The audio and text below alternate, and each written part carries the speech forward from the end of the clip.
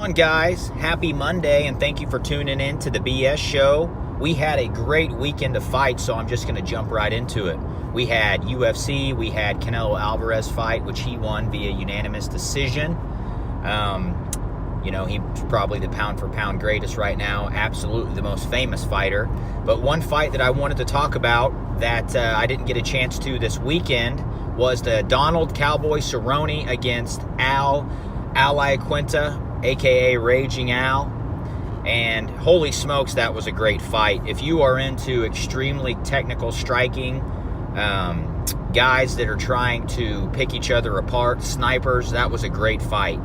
And one thing that I noticed at the very beginning of that fight was I didn't realize how much bigger Donald Cerrone was than Raging Al. He was quite a bit taller, his reach was quite a bit longer, and that definitely showed throughout the fight. If you didn't see, Donald Cerrone won via unanimous decision. In my opinion, it was an overwhelming unanimous decision. I don't think that there's any way you could even make the slightest argument that Raging Al won that fight. I don't think he won a round in that fight. I think Donald Cerrone looked great. And that's one of the things that I wanted to talk about with Donald Cerrone is since the birth of his son, he is now 3-0, and he's looked like a world beater.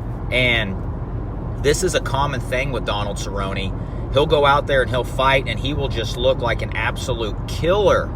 And then he'll have fights where he just doesn't look very good, and I don't know why.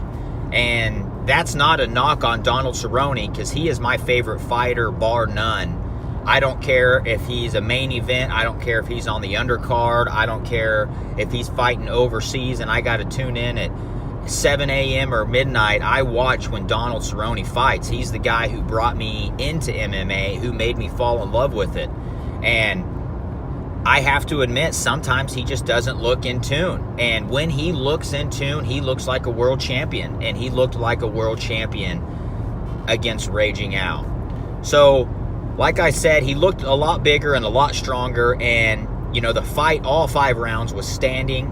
I don't think either guy even attempted a takedown. There wasn't really any clinch work at all. It was all standing and very high-level striking, and Donald Cerrone just blatantly picked him apart. I mean, he was really working the legs. He was beating the crap out of Raging Al's legs, which you could see visibly there was bruising. He kept chipping away at those legs, keeping Raging Al at bay. And you could see that's what Raging Al was struggling with. He couldn't get in close.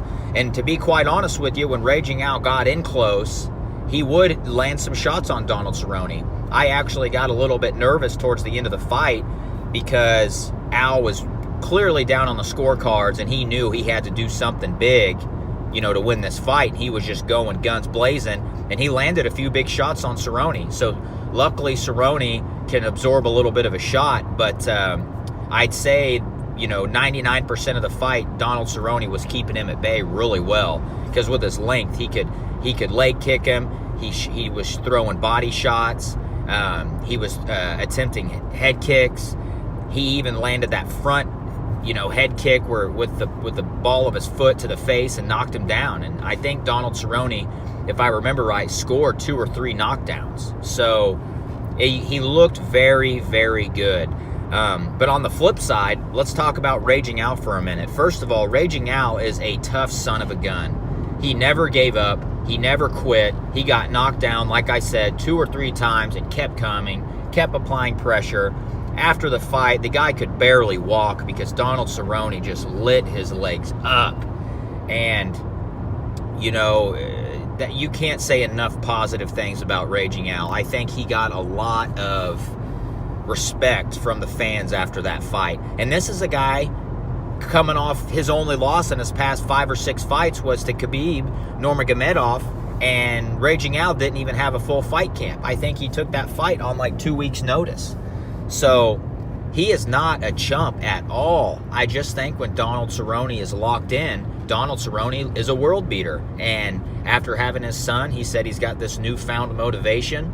He wants to be a world champion, and he's chasing that belt. And I really, truly hope that Donald Cerrone can get there.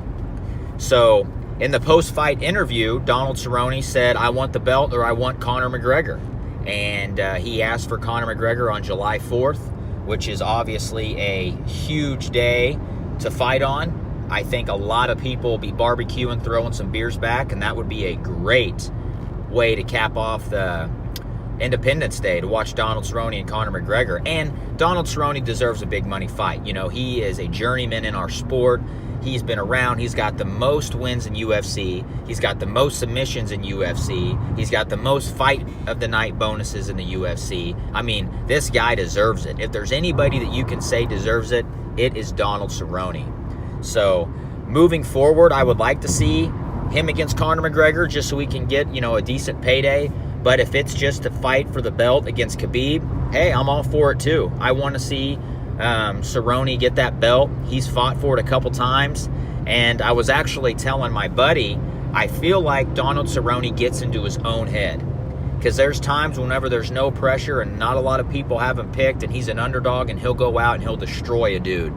But then whenever he gets a title shot and he's won 4 or 5 big fights in a row, he gets in there and he just looks like, he collapses, and I don't get it.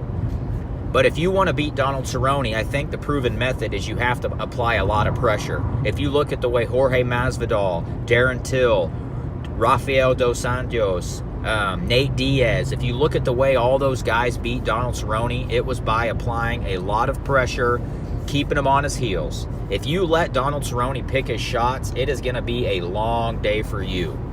He is going to pick you apart just like he did Raging Al. So I hope he gets that title shot, and I hope that Dana White gives him that big fight that he wants. So where does Raging Al go from here? You know, he's obviously a top 5 contender. You know, even though Donald Cerrone wasn't a top 5 fighter in the quote-unquote UFC rankings, everybody knows who he is. He's a dangerous opponent. So I think Raging Al stays a top 5, top 10 contender, and I think that you just keep giving him big-name fighters, and, he's always in that discussion for a championship bout. He's beaten Kevin Lee. You know, he took Khabib to a decision on 2 weeks' notice. Shoot, let Raging Al fight Conor McGregor. Let Raging Al fight Nate Diaz. Let Raging Al fight Jorge Masvidal. You know, give him a big name. Give him a fight that the fans can see, because I still feel like Jorge doesn't get the respect that he's due. So, but anyways, if you look at this fight, it was an amazing fight between 2 extremely high-level strikers. With there was a lot on the line with this fight, so I was super pumped the way it turned out. So let me know what you guys thought in the fight in the comments below. Let me know where you think Donald Cerrone should go next, and also where should Raging Al go next. Thank you for tuning in, guys.